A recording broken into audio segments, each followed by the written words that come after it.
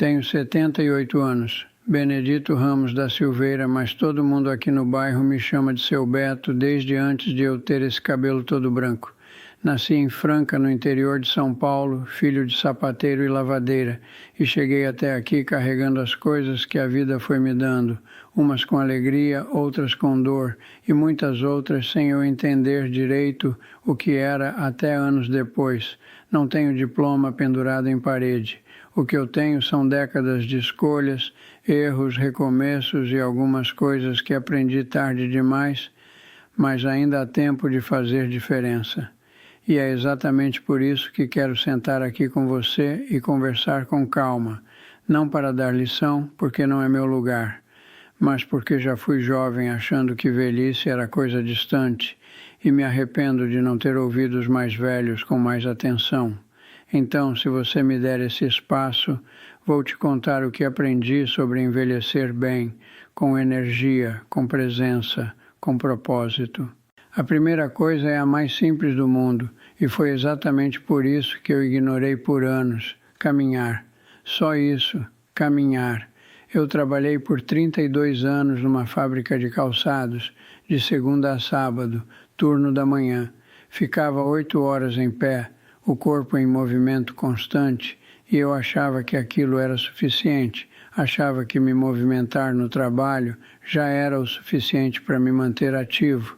Quando me aposentei, com 63 anos, a rotina acabou.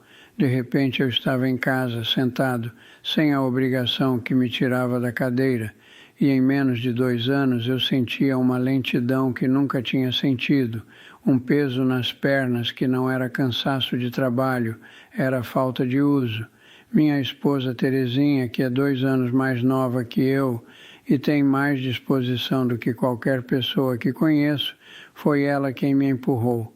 Ela disse: Beto, você vai enferrujar sentado aí, esperando o almoço. Vai dar uma volta comigo. E eu fui, a princípio achando que estava fazendo um favor a ela. A primeira semana foi curta, 10 minutos, 12, 15. Dava para sentir o quanto eu tinha deixado de usar o corpo. Mas aconteceu algo que eu não esperava.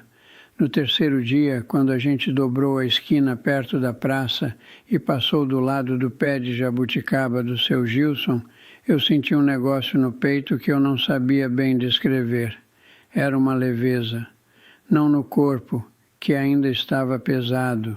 Era na cabeça.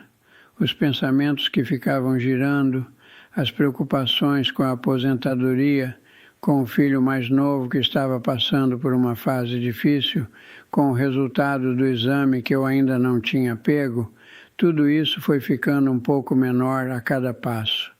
Não sumiu, mas recuou. Foi como se o movimento abrisse espaço dentro de mim. Isso não é poesia, tem explicação. Quando a gente caminha, o corpo libera substâncias que aliviam a tensão, melhoram o humor, reduzem a ansiedade. Isso está provado. Mas para mim valeu mais do que qualquer estudo, o que eu senti na própria pele durante esses 15 anos de caminhada diária. A circulação melhora, o coração fica mais forte, o risco de desenvolver doenças como pressão alta, diabetes, problemas cardíacos cai de forma muito significativa. Eu ouço isso do meu médico e ele me fala com convicção porque ele vê os meus exames e sabe que eu caminho todo dia cedo antes do sol esquentar. Mas o que nenhum exame mostra é que eu me sinto mais presente, mais desperto, como se a caminhada diária me lembrasse que ainda estou aqui, que meu corpo ainda funciona, que ainda tenho chão para percorrer nos 2 sentidos da palavra. E não precisa ser muito. Eu comecei com 10 minutos. Hoje faço 40, às vezes mais. Mas o começo foi 10 minutos pelo quarteirão. Se você ainda não tem esse hábito, começa com 5. Fecha a porta de casa, desce a calçada, vai até a esquina e volta. Isso já é um começo real. O corpo responde e o hábito cresce com ele. Mas o caminhar sozinho não faz milagre se o que você coloca dentro do corpo trabalha contra você. E aqui eu tenho que ser honesto. porque demorei muito para levar isso a sério. Eu cresci comendo bem no sentido da minha geração. Feijão, arroz, ovo, farinha, carne de vez em quando. A comida da minha mãe era simples, mas era real. O problema foi quando eu comecei a ganhar um dinheiro melhor e a comodidade foi entrando. Refrigerante gelado depois do trabalho, salgadinho no fim de semana, pão de forma no café da manhã todo dia, aquelas bolachas recheadas que minha neta adorava e que eu comia junto com ela achando que era privilégio de avô. Fui deixando entrar muita coisa que parecia prazer, mas estava construindo um problema lento, silencioso, que não dói na hora, dói depois. Aos 67 anos, o cardiologista sentou na minha frente e falou sem rodeio: o senhor precisa mudar o que come ou eu vou precisar mudar o tratamento. Aquilo me deu um susto real, não o susto dramático dos filmes, mas aquele susto quieto de quem olha para os próximos anos e pensa: como é que quero chegar lá? A mudança que eu fiz não foi radical. Não virei atleta, não fiz dieta de revista, não contei caloria. O que eu fiz foi prestar atenção. Comecei a comer mais do que sempre comi. Feijão, verdura, fruta, peixe, um ovo de manhã. E fui deixando de lado o que eu sabia que não estava me fazendo bem, não com culpa, mas com consciência. O refrigerante virou água com limão, o salgadinho virou uma fruta. A bolacha recheada virou um punhado de castanha, que eu confesso que demorei a gostar, mas hoje não abro mão. O que eu percebi é que comida de verdade não é punição. É ao contrário. Quando você come bem, o corpo responde com energia, com clareza, com sono melhor. Eu tenho 78 anos e acordo às 5h30 sem despertador, com disposição. Não estou aqui dizendo que não tenho nada, porque tenho, mas o que eu tenho é gerenciável, e parte disso tem a ver com o que eu como desde que parei de me enganar sobre a comida. E a hidratação, que parece coisa boba, beba água. Com a idade a gente perde a percepção de sede. O corpo fica pedindo e você não sente. A desidratação é uma das coisas que mais envelhece, que mais cansa, que mais confunde a cabeça. Eu tenho uma garrafa de água que Terezinha me deu de aniversário simples, sem graça, mas que eu encho toda manhã e levo junto comigo. Não saio de casa sem ela. Parece detalhe pequeno, mas os detalhes pequenos são exatamente onde a saúde é construída ou destruída.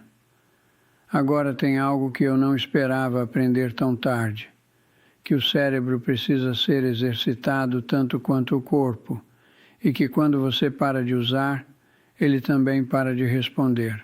Quando me aposentei, eu achei que descanso era o prêmio, que ficar em paz sem obrigação intelectual era a recompensa pelos anos de trabalho, e de certo modo é. Mas existe uma diferença enorme entre descanso saudável e ociosidade lenta. Eu levei tempo para entender isso porque os efeitos não aparecem de uma vez. É gradual. Primeiro você percebe que está esquecendo mais. Depois percebe que as conversas ficam repetitivas. Depois que você deixou de ter curiosidade sobre as coisas que antes te prendiam. Meu cunhado Afonso, irmão da Terezinha, é 1 ano mais novo que eu. Quando se aposentou, largou tudo. Ficou em casa, na frente da televisão, sem ler, sem sair muito, sem criar, sem aprender. Em 3 anos ele estava irreconhecível, não por doença, mas por estagnação. A cabeça ficou lenta, o humor fechou e ele perdeu aquela capacidade de se entusiasmar que eu conhecia nele. Hoje ele mesmo reconhece o que aconteceu. Eu tive uma sorte. A Terezinha me forçou a entrar numa oficina de marcenaria no bairro. Ela viu o cartaz na padaria e me disse: "Você que gosta de mexer com madeira, vai lá ver." Fui com resistência, achando que era coisa de aposentado sem o que fazer. Mas a primeira tarde que eu passei lá, fazendo encaixes, medindo, errando, refazendo, Eu saí com uma sensação que eu não tinha sentido em meses, a sensação de ter aprendido alguma coisa nova. O cérebro gosta disso, ele precisa disso. Aprendi que aprender uma coisa nova, qualquer coisa, um instrumento, um idioma, um jogo de xadrez, uma receita diferente, uma planta que você nunca cultivou, force o cérebro a criar conexões novas. Não é metáfora, é processo biológico real. E esse processo protege a memória, mantém o raciocínio mais ágil, reduz o risco de declínio cognitivo de forma comprovada. Mas não precisa ser a marcenaria. Pode ser ler um livro que te incomoda um pouco, que te desafia. Pode ser resolver palavras cruzadas todo dia, aquele que está na contracapa do jornal, não o mais fácil, o do meio para cima. Pode ser aprender a cozinhar um prato que você nunca tentou, daqueles que têm 5 etapas e você precisa prestar atenção. O ponto não é o que você escolhe, o ponto é que você não pare de escolher aprender, porque quando a gente para de aprender, começa a parar. E aqui tem uma coisa que ninguém gosta muito de ouvir, mas que eu vou falar porque é verdade. Conversar com pessoas diferentes de você também é treino. Quando você fica só com quem pensa igual, fala igual, lembra das mesmas coisas que você, a mente fica dentro de uma bolha que não exige nada. Mas quando você tem uma conversa de verdade, onde você escuta, onde você discorda, onde você tem que organizar seu pensamento para responder, isso trabalha o cérebro de um jeito que nenhum jogo eletrônico consegue substituir completamente. Passando para o 4º ponto, e esse aqui foi o que mais me envergonhou aceitar. Força, exercício de força, musculação. O nome já parecia errado para alguém da minha idade. Eu tinha aquela imagem de academia como lugar de jovem, de gente vaidade, de coisa que não era para o meu mundo. Quando meu médico falou que eu precisava fazer musculação, eu sorri achando que ele estava brincando.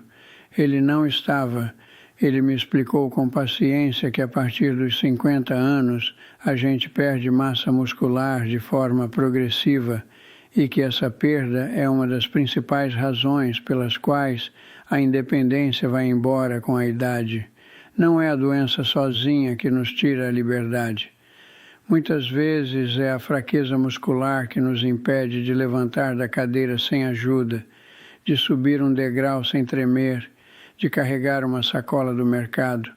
Aquilo me tocou de um jeito diferente, não o medo da morte, o medo de perder a autonomia, de precisar que alguém me levante da cama, de não poder mais ir ao mercado sozinho, de me tornar um peso para quem eu amo. Então eu fui, com toda a resistência do mundo, mas fui. Comecei com um professor particular 2 vezes por semana numa academia pequena perto de casa. Primeira aula foi constrangedor. Eu não sabia fazer nada direito e o professor precisava corrigir tudo.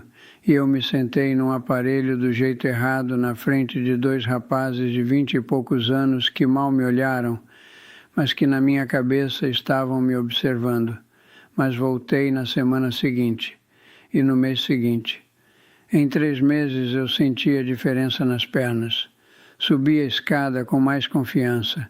Me levantava do sofá sem usar os braços como apoio, coisa que tinha começado a fazer sem perceber.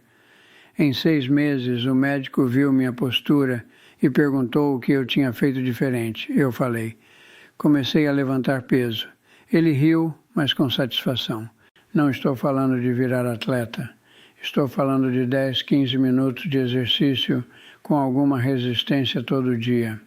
Pode ser com um haltere leve, pode ser agachamento segurando a beira da pia, pode ser flexão na parede, pode ser erguer as pernas sentado na cadeira. São movimentos simples, mas que comunicam ao corpo que ele ainda é necessário, que ainda precisa manter a musculatura ativa, que não pode largar, e o corpo, se você der esse sinal, responde. Isso está comprovado até em pessoas com 80, 90 anos. O músculo responde ao estímulo, nunca é tarde. Mas tem uma coisa que eu deixei por último, e não é porque é menos importante, é porque é a que mais mexe comigo, a que mais foi transformadora na minha vida nos últimos anos. Manter os laços, os vínculos humanos, a presença das pessoas. Eu passei a maior parte da minha vida adulta achando que eu era independente, que não precisava de ninguém para ser feliz, que bastava a família imediata, o trabalho, a rotina. Tinha orgulho disso. Falava que não era de criar intimidade com qualquer um, que amizade de verdade era coisa rara, que preferia poucos e bons. Na prática, o que eu estava construindo era uma vida socialmente mais estreita a cada ano que passava. Fui deixando de ligar para os amigos de Franca. Fui perdendo contato com colegas de trabalho depois que me aposentei. Fui ficando dentro de um círculo cada vez menor. E sabe o que acontece quando o círculo social fica pequeno demais? A solidão entra quieta. Ela não bate na porta, ela vai ocupando os silêncios. E com ela vem uma tristeza que parece preguiça, uma letargia que parece cansaço, uma falta de vontade que você passa a confundir com envelhecimento natural. Mas não é envelhecimento, é isolamento. Eu entendi isso com força quando perdi meu amigo de 4 décadas, Dirceu. A gente se conheceu na fábrica, trabalhamos lado a lado por anos, saíamos juntos com as famílias no domingo. Quando ele faleceu de infarto com 74 anos, eu percebi que tinha deixado de cultivar a amizade dele nos últimos 5 anos. A gente ainda se encontrava, mas raramente. As ligações foram ficando mensais, depois trimestrais, depois aconteciam só no aniversário um do outro. Quando eu estava do lado do caixão, me lembrei de tantas conversas que eu tinha deixado para depois, de visitas que eu tinha adiado, de almoços que a gente tinha combinado e nunca acontecido. Isso é um peso que eu carrego e que virou um ensinamento que eu aplico todo dia agora, porque o que a ciência mostra e o que eu vivo na pele é que as conexões sociais têm efeito direto na saúde física, não só na emocional. Pessoas com vínculos humanos fortes vivem mais, adoecem menos, se recuperam mais rápido quando adoecem, têm menos depressão, têm função cognitiva melhor. A solidão, por outro lado, faz ao organismo o que o cigarro faz. Esse não é exagero. Isso foi estudado de forma séria, com resultados que impressionam qualquer médico. E aqui está o engano que muita gente comete, achar que basta ter família por perto. Família é fundamental, mas não substitui o convívio social mais amplo. O seu filho te ama, mas ele tem a vida dele. Seu neto te abraça no domingo, mas passa a semana ocupado. O que sustenta a saúde emocional de quem envelheceu é uma rede, não um único fio.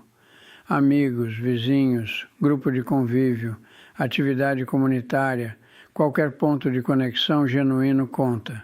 Depois que perdi o Dirceu, eu tomei uma decisão que pareceu pequena, mas mudou minha semana.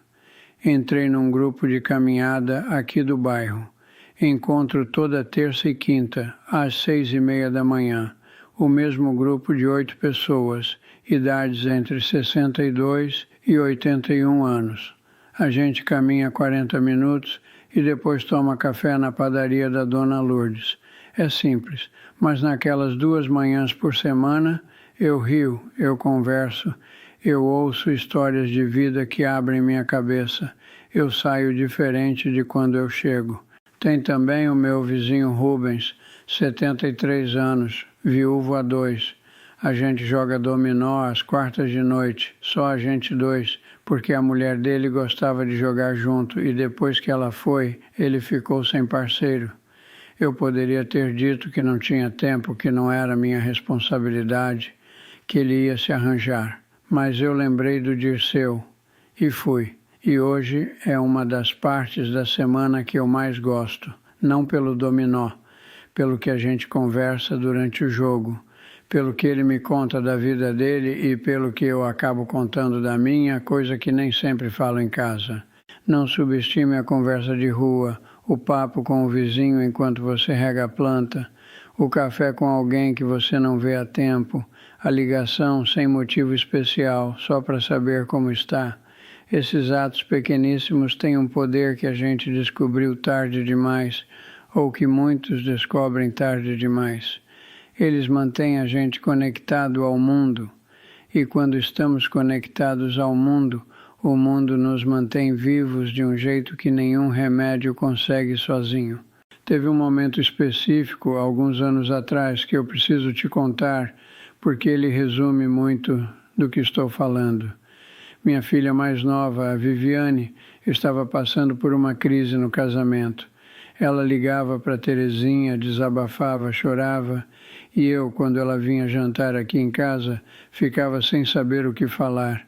Ficava desconfortável com o choro, saía para buscar água, para verificar se o portão estava fechado, para qualquer coisa que me tirasse do centro daquilo. Não porque não amava minha filha, a amava com tudo que tinha, mas porque nunca aprendi a ficar presente no desconforto alheio. Aprendi a resolver, não a acolher. Numa dessas visitas, a Viviane estava sentada na varanda chorando baixinho, e eu fui até ela com a intenção de dizer alguma coisa útil, algum conselho, alguma solução. Cheguei perto, abri a boca e não saiu nada. E em vez de me afastar, como eu teria feito antes, eu simplesmente sentei do lado dela, em silêncio. Fiquei olhando para o quintal junto com ela, uns 5 minutos assim, sem falar nada. Ela pegou minha mão e ficou um tempão assim. Quando ela foi embora naquela noite, ela me abraçou e disse: "Obrigada, pai. Eu não entendi bem no início. Eu não tinha feito nada, não tinha dito nada. Mas depois Terezinha me explicou o que a Viviane tinha sentido. Presença, que eu tinha ficado, que eu não tinha fugido, que eu tinha escolhido estar ali mesmo sem saber o que fazer. Aquilo me ensinou mais sobre conexão humana do que qualquer livro teria conseguido. Às vezes o que as pessoas precisam não é de solução, é de alguém que não vai embora. E isso eu aprendi com 70 e poucos anos. Tarde, mas ainda há tempo. Hoje, quando vejo alguém falar sobre envelhecer bem como se fosse mistério, como se dependesse de sorte ou de genética, eu penso nas coisas simples que mudaram a minha vida e continuam mudando. Mover o corpo todo dia, mesmo que pouco.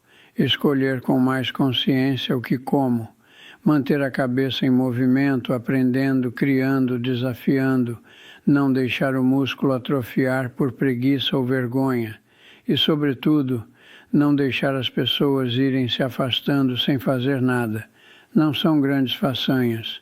Não exigem dinheiro nem tempo extraordinário. Exigem uma coisa só, que a maioria de nós já tem, mas que a rotina vai entorpecendo. A decisão de cuidar de si mesmo, do próprio corpo, da própria mente e das pessoas que tornam tudo isso com sentido. Eu tenho 78 anos e eu me sinto, na maioria dos dias, mais presente e mais vivo do que me sentia com 60. Não porque envelhecer ficou mais fácil, mas porque eu aprendi a não envelhecer descuidado. Isso é o que eu vim te contar hoje. Guarda o que fizer sentido. Descarta o que não servir. Mas se você sair daqui com vontade de dar uma caminhada, de trocar uma ligação com alguém que você não fala há tempo, ou de simplesmente comer com mais consciência no próximo almoço, então valeu a conversa. Cuida de você, não depois, agora, porque o agora é o que temos.